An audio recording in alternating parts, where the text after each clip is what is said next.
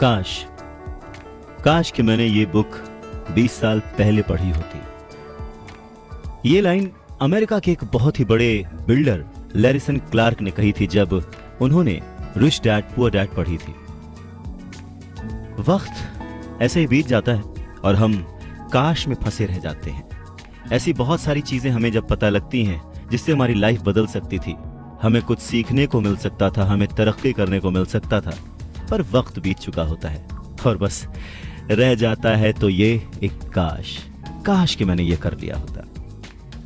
नमस्कार, मैं हूं अवधेश श्रीवास्तव और आज हम चर्चा कर रहे हैं रॉबर्ट टी कियोसाकी के लिखे book rich dad poor dad पर। इस किताब में कियोसाकी ने अपने दो पिताओं का रेफरेंस लिया है, एक जो रिच डैड थे जिनके पास बहुत पैसा था और एक जो पुअर डैड थे।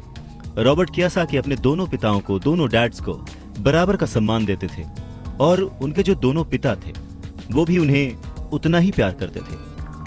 बहुत सारे लोगों के सवाल हो सकते हैं कि एक ही वक्त पर एक इंसान के दो पिता कैसे हो सकते हैं, या कोई और क्वेश्चन। मुझे लगता है कि हम अगर इस बात पे ध्यान दें कि रॉबर्ट कियोसाकी हमें समझाना क्या चाहते हैं तो हमारे लिए फायदे की बात होगी।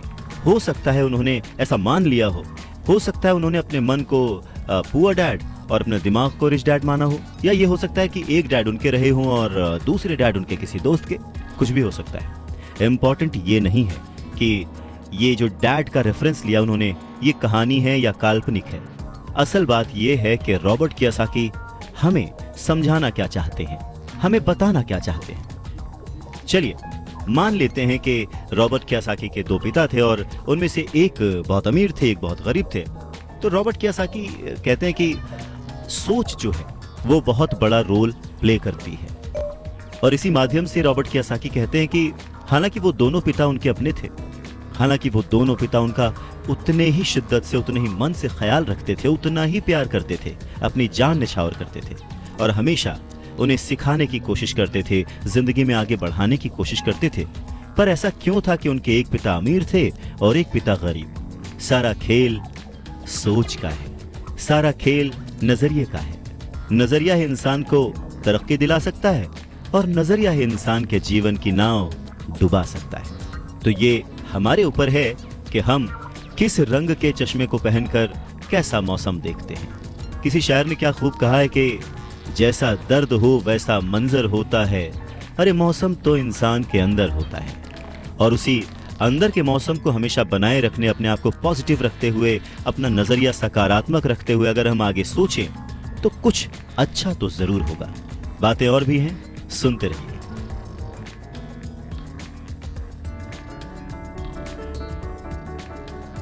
गरीब और मध्यम वर्गीय लोग पैसे के लिए काम करते हैं, पर जो अमीर होता है उसका पैसा उसके लिए काम करता है। और आज हम चर्चा कर रहे हैं रॉबर्ट टी कियोसाकी की लिखी book rich dad poor dad पर। स्कूल जाओ और मेहनत से पढ़ो, ये जो लाइन है याद करिए, बचपन में हम सब ने सुना है और एक बार नहीं कई बार सुना है। रिश्तेदारों से, घर वालों से, टीचर से, हर एक से, स्कूल जाओ और मेहनत से पढ़ो। एक वक्त तो ऐसा लगता था कि बस पढ़ते रहो पढ़ते रहो पढ़ते रहो, पर जैसे जैसे समझ आगे बढ़ी एक सवाल मन में घर करने लगा, आखिर हम पढ़ किस लिए रहे हैं? देखिए, स्कूल जाना और पढ़ाई करना ये बहुत ही अच्छी बात है, लेकिन अगर कोई काम किया जा रहा है तो वो किस वजह से किया जा रहा है ये जानना भी उतना ही जरूरी है।